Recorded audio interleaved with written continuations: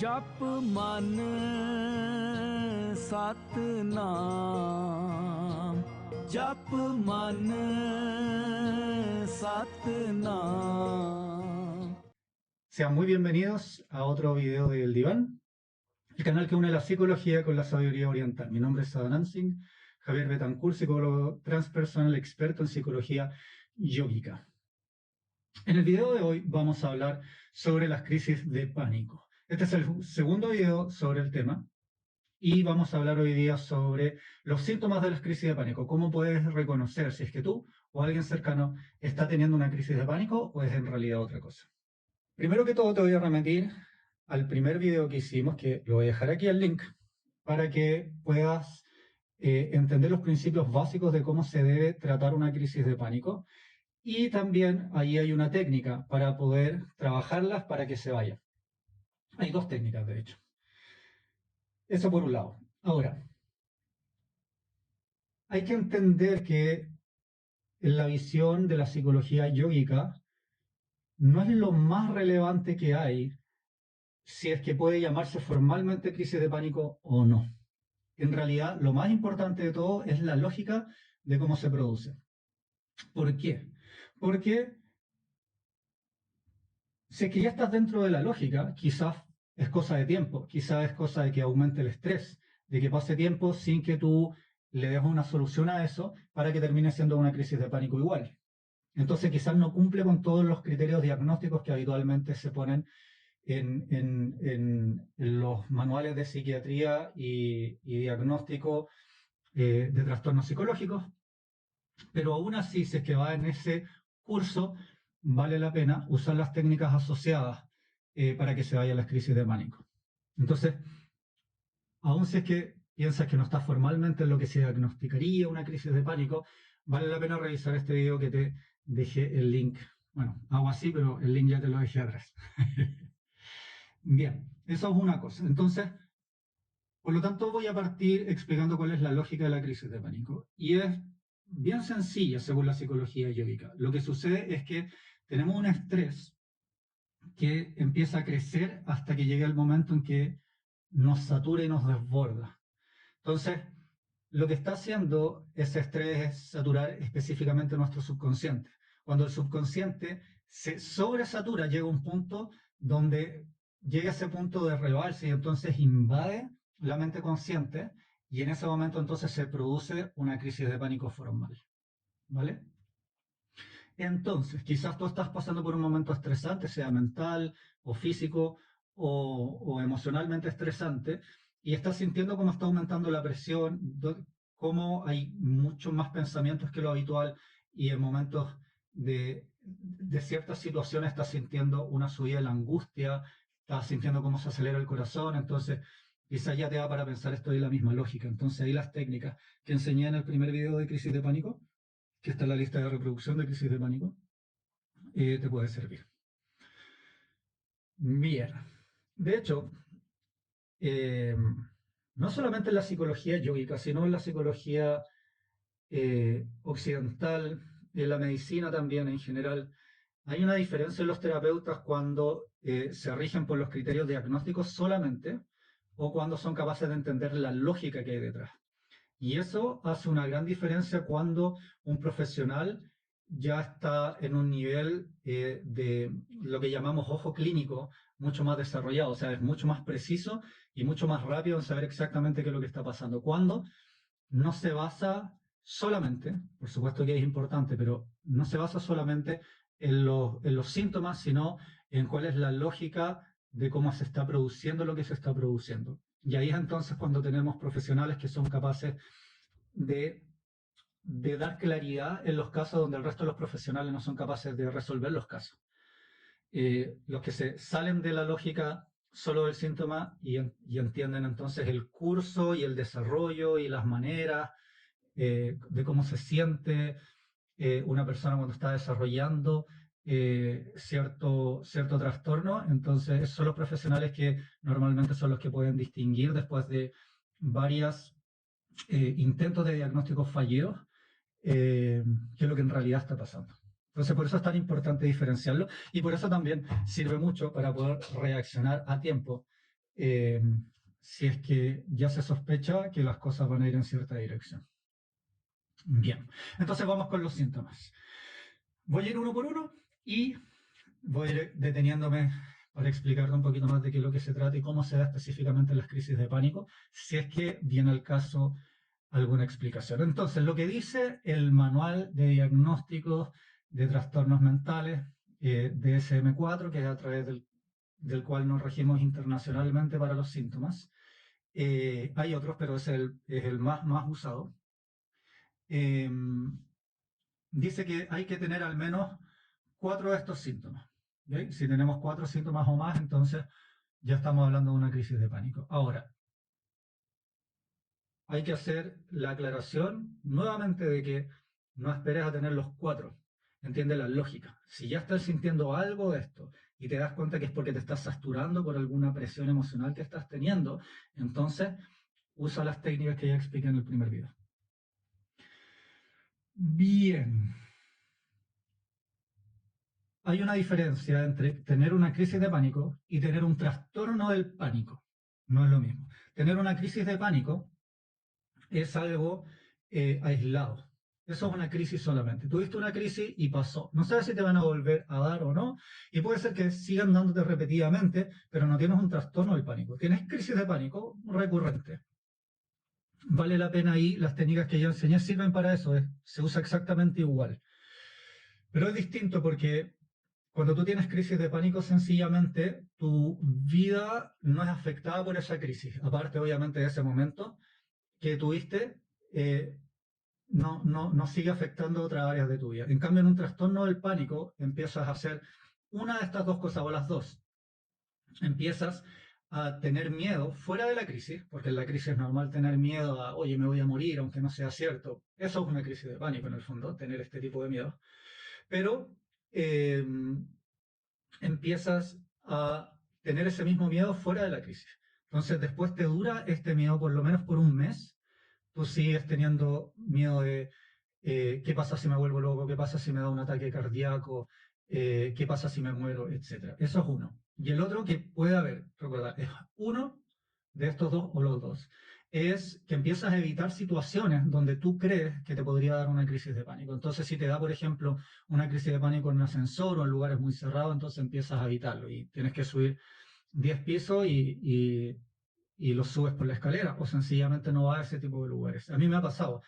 Antes yo atendía en un lugar que estaba en un piso 15 y entonces había pacientes que no iban sencillamente a la consulta. Querían ir y cuando sabían que era en un piso 15, desechaban la opción de atenderse conmigo solamente porque implicaba tener que subir muy alto en un ascensor. Entonces, cuando una de estas dos o las dos están, entonces ya esto es un trastorno del pánico porque está afectando tu vida cotidiana y está empezando a organizar y a limitar tu vida en torno a esta o estas crisis de pánicos que te hayan dado. Puede ser que haya sido solo una, pero al final seguiste un mes entero modificando tu vida en torno a eso, entonces ahí se llama trastorno del pánico. Bien, entonces el primer síntoma son palpitaciones, latidos cardíacos fuertes o taquicardia. He leído en algunas descripciones que se siente una opresión en el pecho en vez de dolor. No estoy muy de acuerdo con ese criterio diagnóstico, porque la verdad es que hay mucha gente que sí siente un dolor en el pecho. Segundo síntoma, sudoración. Esto es uno de los síntomas muy habituales como primeros síntomas. O sea, cuando una persona todavía no sabe que le está dando una crisis de pánico, sino que se ve en una situación donde algo le pasó. Muchas veces, antes de que se produzca, lo primero que empieza a sentir es que empiezan a sudarle las manos, por ejemplo.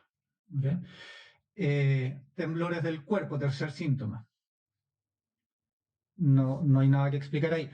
Cuarto, sensación de sofocación. Esto es también un clásico de los primeros síntomas.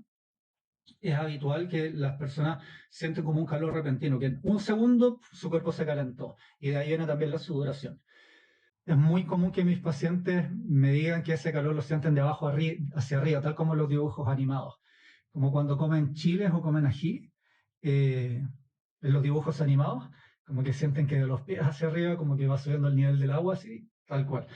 Eso no es un criterio diagnóstico que suceda así, a veces se siente en todo el cuerpo simultáneamente, pero lo menciono porque me parece bien curioso que muchas personas lo sienten tan parecido, de abajo hacia arriba.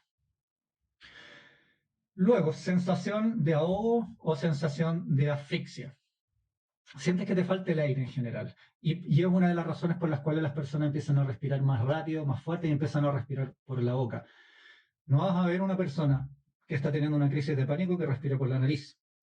Porque la sensación es que me falta aire y necesito que entre más aire. Entonces las personas empiezan a tirar mucho aire hacia adentro lo más rápido posible. Entonces la respiración de una persona con crisis de pánico es algo así. ¿Vale? De hecho, si imitas esa respiración vas a tener los síntomas, los mismos síntomas aunque no te dé crisis de pánico. Lo cual da para otro video porque eso tiene mucha relación acerca de cómo se produce una crisis de pánico, cómo se mantienen y van aumentando los síntomas y cómo se sana una crisis de pánico. Pero eso nos va a dar para otro video que va a estar de verdad muy interesante. Bien. Sensación de ahogo o asfixia. Bueno, en ese caso, de hecho, lo mejor es tratar de no hiperventilarse. No tratar de tirar más aire hacia adentro, porque no es cierto, es una percepción que tenemos, pero en realidad no te está faltando el aire. Esto es una de las cosas más esenciales para manejar una crisis de pánico, controlar tu respiración. El número 6 es dolor o molestia en el corazón. Es lo que mencionaba en el primer punto. Hay algunas descripciones que dicen que lo común es tener una presión en el pecho en vez de dolor y lo tratan de distinguir así de un ataque cardíaco, por ejemplo. Pero eso no es cierto, no te guíes por eso, porque la verdad es que eso es, no sé por qué se dice tanto eso, pero muchas personas, muchísimas personas que tienen crisis de pánico sí sienten un dolor en el pecho. Entonces, eso es algo que en realidad no va a distinguir en nada si es que una crisis de pánico es otra cosa.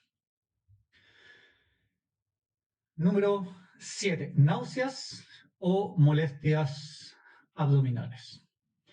Número 8. Mareos, inestabilidad o desmayo. ¿Okay? Esto es una progresión en el nivel de profundidad, en el nivel de gravedad. O sea, tengo sencillamente una sensación de mareo, ya me siento inestable y me tengo que sentar, por ejemplo, o derechamente la persona se desmaya. Tiene que ver con el nivel de miedo y de protección que está ejerciendo la mente como para borrarse en ese momento. Esa es una opción.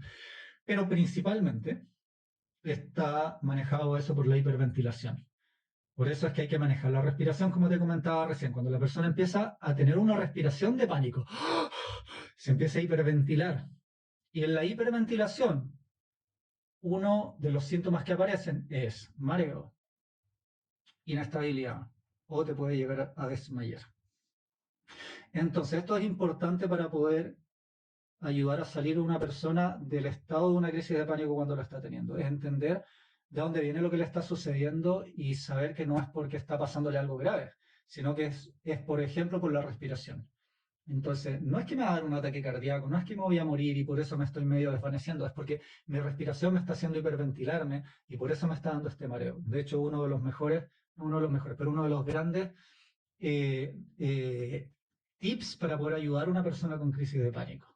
Hacerle saber estas cosas en el momento que la está teniendo, aunque las sepa, quizás ya las sabe, pero recordárselo en ese momento puede ayudarle a poner en perspectiva y decir, ok, en realidad no es que me estoy muriendo, es que estoy teniendo una crisis de pánico y me estoy mareando y pienso que me voy a desmayar porque me estoy hiperventilando. Y entonces eso lo hace calmarse y puede ayudarles a empezar a bajar el nivel de intensidad de la crisis. Número 9. Escalofríos o sensación de calor. Uno o lo otro. Ahí hay un alcance que voy a hacer. Ok. Es muy habitual que al principio de la crisis de pánico se produce calor y que al final de la crisis de pánico se produce frío. Eso es lo más habitual, lo más habitual. De hecho, creo nunca haber escuchado a un paciente que se dé al revés. Está en el manual de criterios diagnósticos de salud mental, así que si está ahí, me imagino es porque se da. Yo nunca lo he visto. Déjame en los comentarios si es que te ha pesado. Me interesa mucho saber ¿a cuántas personas les pasa eso, que sea con frío al principio? Porque yo por lo menos nunca lo he visto. me va a servir para poner un poco en perspectiva en realidad qué tan frecuente es. Pero al final de la crisis de pánico sí es habitual tener frío y es porque se produce una baja de presión. Es tan intenso toda la actividad, es un estado de emergencia en el que está la persona. Es como tú piensas que te vas a morir o que te vas a volver loco. Entonces todo el cuerpo echa todos los recursos de supervivencia hacia afuera. Y entonces cuando se empieza a pasar la crisis, ese nivel de agotamiento, hay una baja de presión y le da frío a la persona. Eso también es un tip de manejo.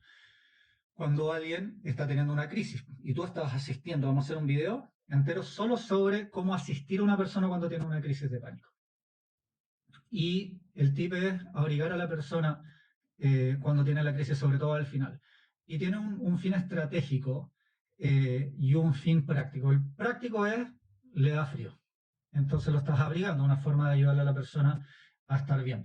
Pero tiene algo estratégico y es, si la persona no te dice que tiene frío, pero tú sabes que le va a dar frío y abrigas a la persona, entonces a la persona le da una sensación de que sabe lo que estás haciendo. Y esa sensación de contención por alguien que sí sabe lo que está haciendo, entonces obviamente le puede ayudar a calmar la ansiedad porque se siente más segura y además también te puede dar credibilidad para poder dirigir a la persona a salirse de la crisis porque dice, ok, o sea, voy a hacer lo que me dice, parece que sabe bien lo que está haciendo.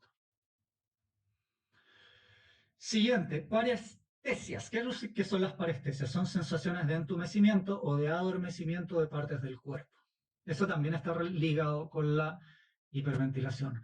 Pero ¿qué es lo que sucede? Cuando tú empiezas a sentir que se te empiezan a dormir los dedos de las manos y tú crees que lo que te está pasando es que te estás muriendo, que estás teniendo un paro cardíaco, entonces es como una confirmación para ti, ¿no? Es como, chuta, o sea, de verdad se me están durmiendo las extremidades ya, es como que me estoy desvaneciendo. Y en realidad es un síntoma de la hiperventilación. Cuando una persona se hiperventila, viene el hormigueo, se le pueden empezar a dormir las partes del cuerpo, incluso se le pueden empezar a agarrotar, y a las manos así, duras. Eh,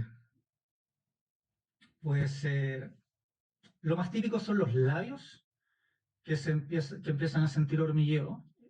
Los labios, las mejillas, las manos, yo creo que esos son los tres puntos más rápidos cuando hay una hiperventilación que empiezan con hormigueo y adormecimiento. ¿Okay? Y empiezan a entumecerse también. Esos son los más típicos. Porque empieza por ahí. Pero si la hiperventilación, si la crisis sigue, entonces obviamente ya es la mano y el brazo completo o las piernas, etc. Aparte que está relacionado con el miedo, así que hay algo subjetivo ahí.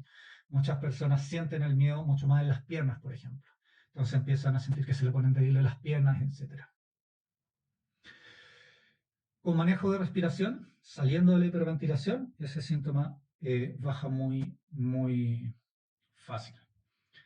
Siguiente, desrealización o despersonalización. A lo mejor ya has escuchado estos términos. ¿Qué es lo que significan? La desrealización es sentir que no es real lo que está pasando.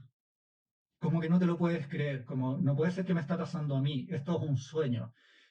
Voy a despertar en cualquier momento, me estoy imaginando algo.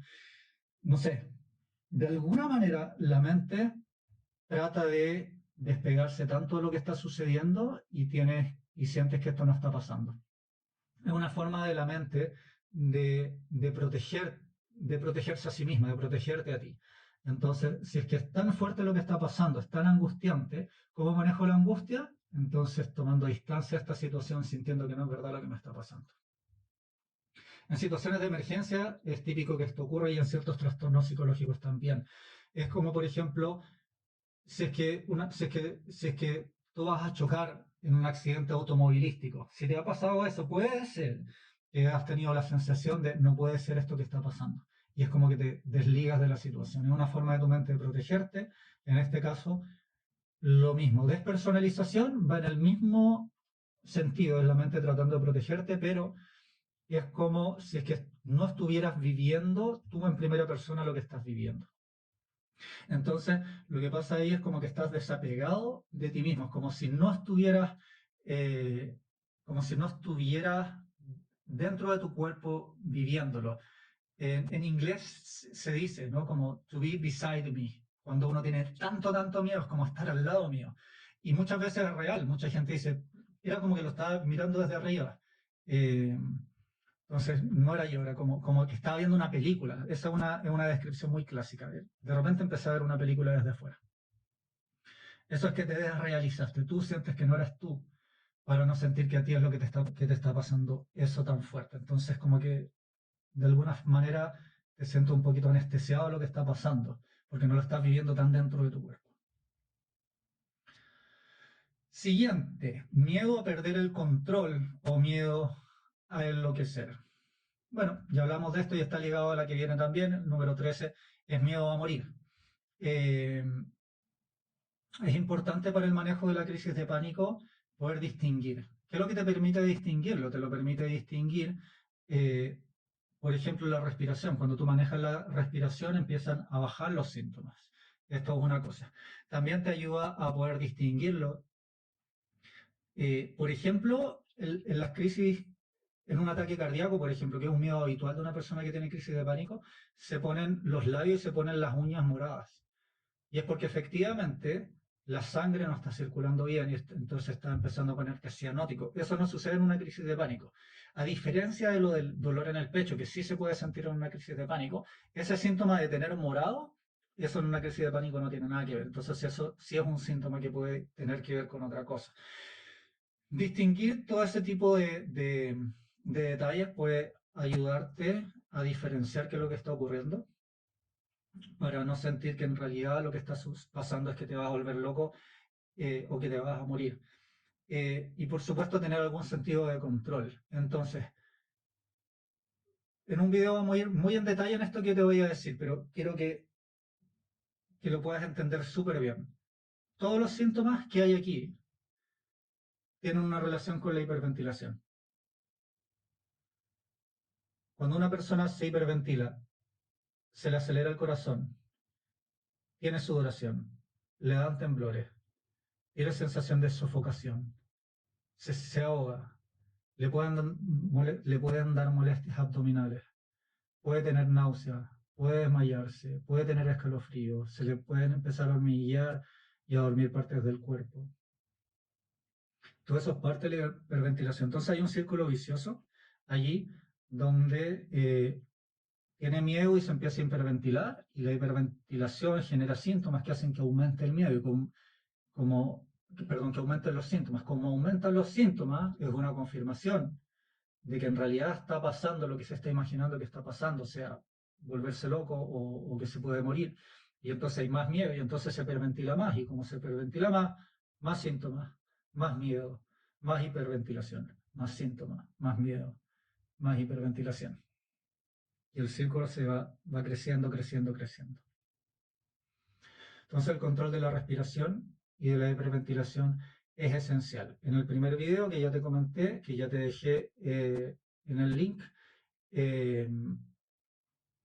hablamos sobre eso y hablamos de algunas técnicas para poder hacer que te baje la hiperventilación y entonces poder manejar los síntomas, y así te sales de estos miedos, porque empiezas a sentir que estás teniendo un control y de que manejando la respiración sí se van los síntomas, así es que probablemente no responden a un ataque cardíaco, probablemente no responden a un volverse loco.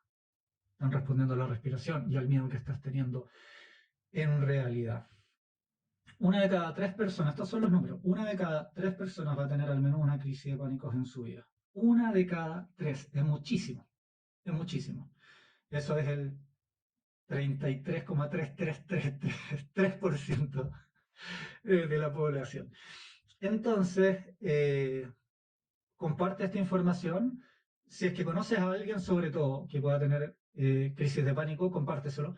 Pero si no, compártelo igual, porque uno de cada 3 quiere decir que es valioso tener esta información a la mano en algún lugar de tu mente para cuando te ocurra una crisis de pánico, poder reconocerla y saber qué es lo que puedes hacer. Vienen más videos de crisis de pánico. Hay una lista que está de reproducción que está especialmente destinada a las crisis de pánico. Así es que ahí vas a ir encontrando cada vez más información. Este es el segundo video. Compartirlo es la manera más importante en la cual puedes contribuir a este esfuerzo de este canal de YouTube. Y si es que si quieres cooperar de otra manera, entonces puedes hacerlo haciendo una donación única a través de Flow. Abajo te estoy dejando el link. Y puedes hacer también una donación mensual a través de Patreon. También el link está en la descripción. Muchísimas gracias, que Dios los bendiga y nos vemos en un siguiente video. ਜਪ ਮਨ ਸਤਨਾਮ ਜਪ ਮਨ ਸਤਨਾਮ ਸਦਾ ਸਤਨਾਮ